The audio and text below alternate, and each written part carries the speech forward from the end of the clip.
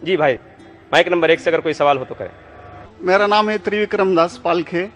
मैं नौकरी करता हूँ यहाँ पर एक हार्डवेयर और क्लाउड के दुकान में। मैं आपका बहुत बार प्रवचन टीवी पे देख चुका हूँ, बहुत आनंद भी आता है। अक्सर आप का जो प्रवचन रहता है, जो हिंदू का जो आता है, आप वेदों से देते हैं, आप यानी जो भी वेदों से कंपैरिजन करते हैं। लेकिन हमारे जो वेद है वो अक्सर जो है वो स्वर्ग यानी जन्नत तक ज़्यादा करके ये करते हैं। लेकिन उसके आगे अगर हिंदू में अगर हम लोग जाएंगे, अगर सही में हिंदू भी नहीं बोलते, हम सनातन धर्म कहते हैं। जैसे आपने अभी व्याख्या किया था, नदी के पार के हिंदू उसको कहा जाता है। तो हम तो सनातन धर्म से है। तो सनातन धर्म में हमारा जो आता है जो भगवत गीता, जैसे आपके अंदर जो ये है, जैसा बाइबल का आपने इस्लाम का ये है, कुरान है, तो इसी तरह हमारा भगवत गीता है। और जो भगवान के बारे में जानना है यानी अल्लाह के बारे में जानना है तो अगर हमारा है तो भागवतम है।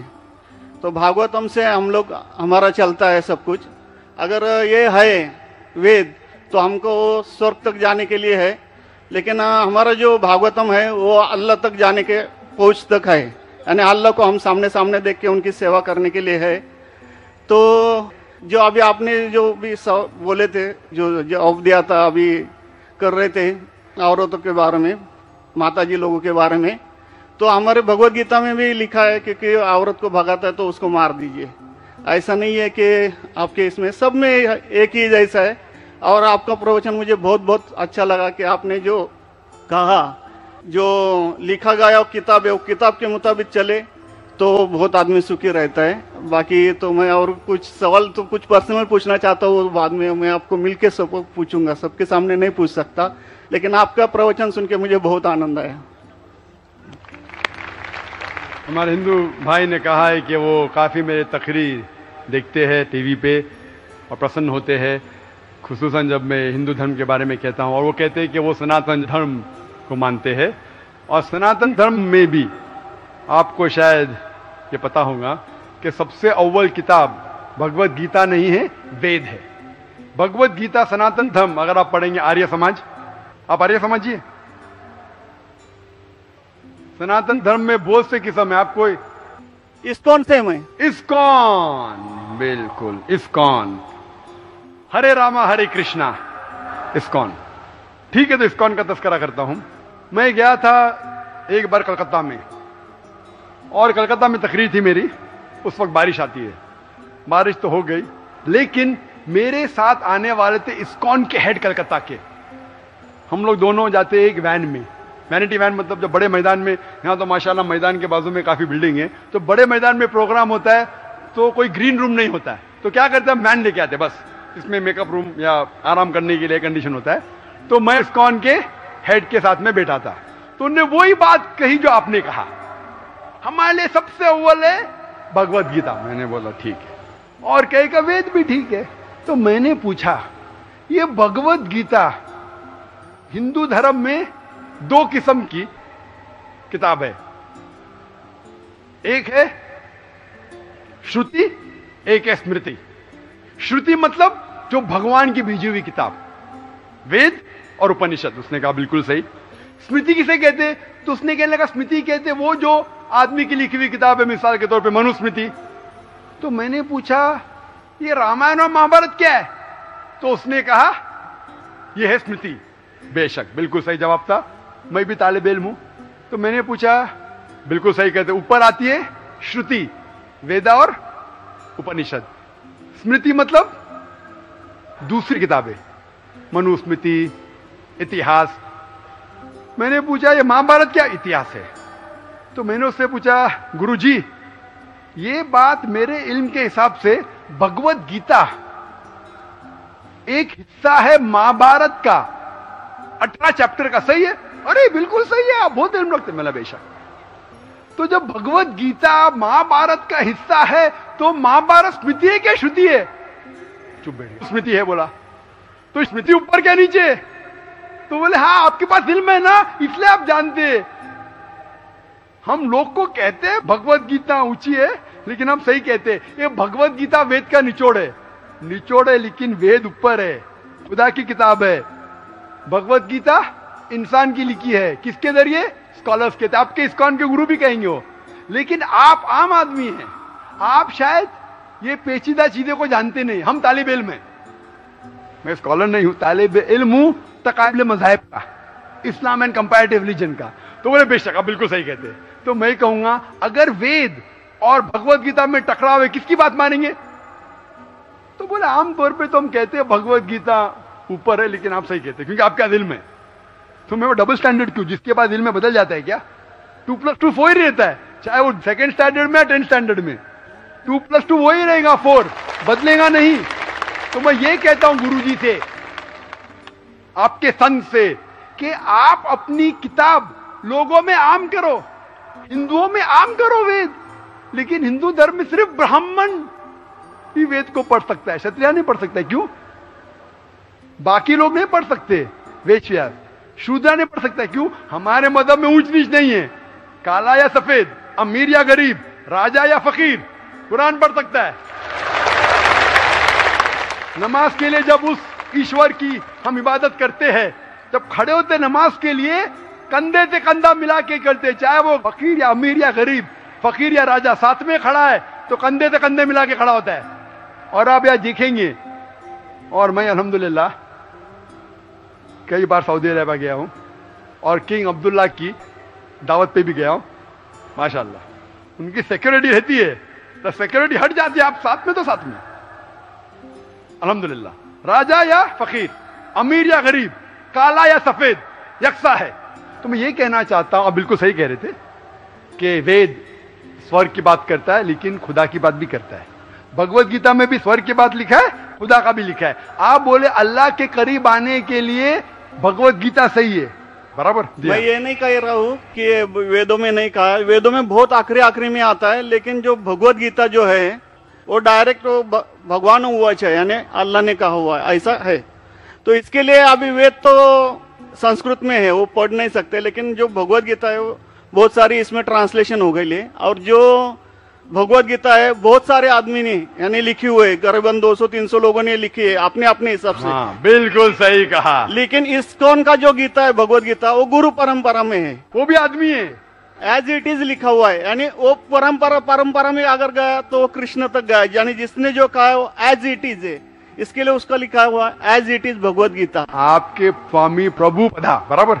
यस, बराबर हुआ, स्वामी प्रभुपदा इंसानी थे ना? हाँ, इंसानी थे ना, मैं किधर ना बोल रहा हूँ। ये हमारा कुरान जो है ना, डायरेक्ट अल्लाह की तरफ से, तो ना मोहम्मद सल्लल्लाहु अलैहि वसल्लम ने लिखा है, वही हम लोग ने ये कुरान जो है डायरेक्ट अल्लाह की नाजिल हूबहू। इसलिए जितने भी दिगर मज़ाहिब की किताब है, जैसे वक्त जाने लगे बदलते गए। आप बिल्कुल सही कहते, 300 किस्म की किताब है, बाइबल सैकड़ों किस्म, हमारे IRF में 200 किस्म की बाइबल है। आप किस में मानेंगे? कुरान आप लो, कोई भी कुरान लो, इंडिया में, अमेरिका में, यूके में, हिंदुस्तान में, पुणे में, हूबहू वही है। एक लफ्ज की बात दूर रही, आ की मात्रा, ई की मात्रा, जबर जेर पेश, वो भी फर्क नहीं है, फत्ता दम्मा कसरा में भी फर्क नहीं है। ओरिजिनल कुरान में तो फत्ता दम्मा कसरा था नहीं, लेकिन आज जब हम पढ़ते हैं माशाअल्लाह। तो मैं ये कहना चाहता हूं, जितनी भी किताबें पहले आई, आज भी आप बिल्कुल सही कहते हैं, भगवत गीता वेद का निचोड़ है, लेकिन जब निचोड़ होता है वो असली फल से कॉन्ट्रडिक्ट करे तो फल और अहम है। मैं बिल्कुल मानता हूं, स्वामी प्रभुपदा मानते हैं कि भगवत गीता क्या है? वेद का निचोड़ है। और वो कहते हैं, मैं भी पढ़ चुका हूं, आपकी Bhagavad Gita as it is पढ़ चुका हूं, उसमें ही लिखा, उसका ही ट्रांसलेशन था। भगवत गीता अध्याय नंबर 7 श्लोका नंबर 20 में, जो कोई दुनियादारी के पीछे भागता है वो गलत खुदाओं के पीछे भागता है। आपकी भगवत गीता में लिखा है एज इट इज में, और उसका अगर प्रीफेस पढ़ेंगे उसमें लिखा है कि ये जो वेद है वो गाय है, भोज से गाय है, और कृष्ण क्या है? दूध निकालने वाला इंसान, और दूध क्या है? भगवत गीता है। सही कह रहा हूं कि नहीं? प्रीफेस में लिखे है। कौन कहता है? आपके स्वामी प्रभुपदा। मुझे उसका ट्रांसलेशन पसंद है। अक्सर हमारे वहां भी माशाअल्लाह 50 से ज्यादा भगवत गीता है, मैं लेकिन स्वामी प्रभुपदा की गीता को पसंद करता हूं, अच्छी गीता है। इसीलिए मैं प्रीफेस कह रहा हूं। लेकिन उसमें भी लिखा हुआ है, उसके अंदर भी वो निचोड़े वेद का निचोड़ है। लेकिन निचोड़ मतलब नहीं कि असल फल को गाय को छोड़ देंगे, गाय चले जाएंगी तो दूध क्या करेंगे आप? गाय रहेंगी तो दूध मिलते रहेगा ना। दूध को लेंगे, गाय को मार देंगे, दूध आपका खत्म हो जाएगा भाई। गाय को जिंदा रखो, रोज दूध लो, बराबर के नहीं? दूसरे बच्चे पैदा करेंगे गाय, लेकिन तो गाय को मत छोड़िए। इससे हमें पता लगता है, उसमें लिखा हुआ है, आपके वेद में लिखा हुआ है कि और एक पैगंबर आने वाला है। आपकी भगवत गीता में लिखा है चैप्टर नंबर 4 में वर्ष नंबर 7 से 8 में, यदा यदा धर्मस्य, यानी युग युग में जब भी परेशानी आएंगी इस धरती पे तो मैं एक रूप हासिल करूंगा, अवतार। अवतार की सही मानी आपको मिलेगा वेद से। उसमें पता चलता है जिसे हम कहते हैं पैगंबर, आखिरी पैगंबर, आखिरी अवतार कौन है? कल के अवतार। अगर आप भगवत गीता में मानते, अगर आप वेद में मानते, आपको आखिरी अवतार कल के अवतार में मानना ही पड़ेगा, फिर ही आप कह सकते मैं असल भक्त हूं भगवत गीता का। वो तो है ही, आपने जो बताया कल के अवतार तो आने वाला तो ही है। मानते कल के अवतार में आने वाला है। आ चुका है। और उसमें लिखा था कल के अवतार की मां के नाम क्या है? सुमति। सुमति की मानी अमन, अरबी में कहते हैं आमिना। मोहम्मद सल्लल्लाहु अलैहि वसल्लम के वालदा का नाम था आमिना। उसमें लिखा है कल के अवतार, चैप्टर नंबर, अभी हवाला भी दे रहा हूं मैं, टाइम मिल रहा है ना। कल के अवतार चैप्टर नंबर 2 वर्ष नंबर 5 श्लोक नंबर 5, 7, 9, 11, 15। इसमें लिखा है कि उसके वालिद का नाम है विष्णु यास। विष्णु यास मतलब खुदा का बंदा, अरबी में तर्जुमा करेंगे अब्दुल्ला। मोहम्मद सल्लल्लाहु अलैहि वसल्लम के वालिद का नाम था अब्दुल्ला। उसमें लिखा है वो इसी जगह में पैदा होंगे जो अमन की जगह है। हम मानते हैं कि मक्का एक अमन की जगह है। उसमें लिखा है कि वो उस फैमिली में पैदा होंगे जो उस इलाके के अमीर होंगे। हम जानते हैं कि कुरैश के फैमिली में पैदा हुए थे मोहम्मद सल्लल्लाहु अलैहि वसल्लम। उसमें लिखा है कि वो 12वीं तारीख माधव के दिन पे पैदा होंगे। वो 12वीं रब्बी अव्वल मोहम्मद सल्लल्लाहु अलैहि वसल्लम पैदा है। आगे आप पढ़ेंगे वेद में लिखा है कि उसके 4 करीब दोस्त थे, जिसका मैं जिक्र किया हूं। 4 करीब दोस्त मोहम्मद सल्लल्लाहु अलैहि वसल्लम के थे, जो हजरत अबू बकर, हजरत उमर, हजरत उस्मान, हजरत अली। मैं अल्लाह भी मौल, अल्लाह ताला की रहमत सब पे हो। किसके बारे में जिक्र करें? उनको सबसे पहली जो वही आएंगी वो आएंगी एक गार के अंदर। हम जानते हैं मोहम्मद सल्लल्लाहु अलैहि वसल्लम सबसे पहली वही आए गारे हिरा में। फिर वो करेंगे हिजरत, नॉर्थ की तरफ फिर से वापस आएंगे। मोहम्मद सल्लल्लाहु अलैहि वसल्लम हिजरत की मदीना जो नॉर्थ के ऊपर है, फिर से वापस आए। मैं तो 1 घंटा सिर्फ तस्करा कर सकता हूं। मोहम्मद सल्लल्लाहु अलैहि वसल्लम हिंदू धर्म में वक्त नहीं है। तो ये पूछना चाहता हूं, आप मानते क्या इस कल के अवतार में? आप मानते मोहम्मद सल्लल्लाहु अलैहि वसल्लम आखिरी पैगंबर है? मैं तो कुरान 3 बार पढ़ा हूँ साहब, मैं तो मानता हूँ कुरान को, वो बात नहीं है। मानना सिर्फ जरूरी नहीं, अमल करना जरूरी है। मैं कहूंगा मैं खुदा को मानता हूं, खुदा की बात पे अमल ना करता हूं तो बेकार है। मैं कहता हूं मैं मेरे वालिद से बहुत मोहब्बत करता हूं, वालिद की बेइज्जती करता हूं, वालिद की बात नहीं मानता हूं, वालिद से बदतमीजी करता हूं, तो क्या फायदा? आप समझ रहे ना? समझ रहा हूं मैं, लेकिन आपने कुछ पहले ही अभी 10-15 मिनट पहले ही आपने कहा था कि जो भी है कुरान है, वेद है और बाइबल है, कि जो जो उसमें लिखा हुआ है खुदा ने उसके ऊपर अमल करना चाहिए। तो मैं अपने इससे अमल करता ही हूँ। जो कुछ मानता तो हुई खुदा एक ही है करके, वो तो मानता ही है। बिल्कुल, मैं नहीं बोल रहा कि आपके लिए कोई खुदा अलग है, मेरे लिए कोई अलग है, या ईसाई के लिए कुछ अलग है। आप सनातन धर्म के हैं, मैं जानता हूँ सनातन धर्म में एक खुदा को मानते हैं। वो मानते खुदा की प्रतिमा नहीं, अक्स नहीं है, बराबर ये मानते। लेकिन मैं ये जानना चाहता हूँ, आप कल के अवतार में आप मेरे सवाल को घुमाओ मत। मैं जानता हूं, नहीं है मैं ये जानता हूं, सनातन धर्म के बारे में जानता हूं। पहले स्टेज में आप पास कर चुके, एक खुदा में मानते, बिल्कुल सही। मैं ये बात जानना चाहता हूं कि उस खुदा के अवतार पैगंबर, आखिरी पैगंबर में आप मानते हैं क्या नहीं? मोहम्मद सल्लल्लाहु अलैहि वसल्लम, ये मेरा सवाल है। यानी मोहम्मद पैगंबर को आप मानते कि वो आखिरी पैगंबर थे क्या नहीं मानते? वो तो मानता हूँ मैं, मुझे मालूम है ना मोहम्मद पैगंबर आखिरी थे मोहम्मदन में। वो तो मानता ही हूँ। मोहम्मदन में ने आपके लिए, सबके लिए है ना। बिल्कुल सही। तो कोई धर्म, कोई एक मजहब का थोड़ी रहता है गुरु, तो सबके रहता है। वो एक मजहब का थोड़ी गुरु रहता है कि वो एक मजहब के लिए, वो सब मजहब के लिए गुरु रहता है। तो मानता ही मैं उसको। बिल्कुल सही। लेकिन ये कहना कि सब मजहब यकसा है हूबहू, ये सही नहीं। यकसानियत है, इसीलिए मैंने कहा यकसानियत पे अमल करो। आप बोलेंगे मैं सब हिंदू चीज पे अमल करूंगा, कई हिंदू जाते बुत परस्ती करने के लिए, आपने करते, अच्छी बात है अल्हम्दुलिल्लाह, इसीलिए मैं आपको कांग्रेचुलेट करता हूं। आप बुत परस्ती नहीं करते, मैं आपको कांग्रेचुलेट करता हूं, मैं कांग्रेचुलेट करता हूं, क्योंकि सनातन धर्म बुत परस्ती नहीं करता है। अल्हम्दुलिल्लाह सुम्मा अल्हम्दुलिल्लाह आप आधे इम्तिहान में सफलता पा गए। अभी ये पूछता हूं मैं, जैसे आपने कहा आप अगर मोहम्मद सल्लल्लाहु अलैहि वसल्लम को आखिरी पैगंबर मानते हैं तो उसके पैगाम पे अमल करना जरूरी है। सिर्फ पैगाम को पढ़ना जरूरी नहीं, पैगाम पे अमल करना जरूरी है। अगर मैं कहता हूं मानता हूं लेकिन अमल नहीं करता तो कोई फायदा नहीं। तो ये होता है कि अपने मन से खुदा की बात जो आखिरी पैगाम में कुरान शरीफ और आखिरी पैगंबर मोहम्मद सल्लल्लाहु अलैहि वसल्लम में मानना जरूरी है, फिर ही आप सही तरीके से मजहब को पहचान सकेंगे। Hope that answers the question.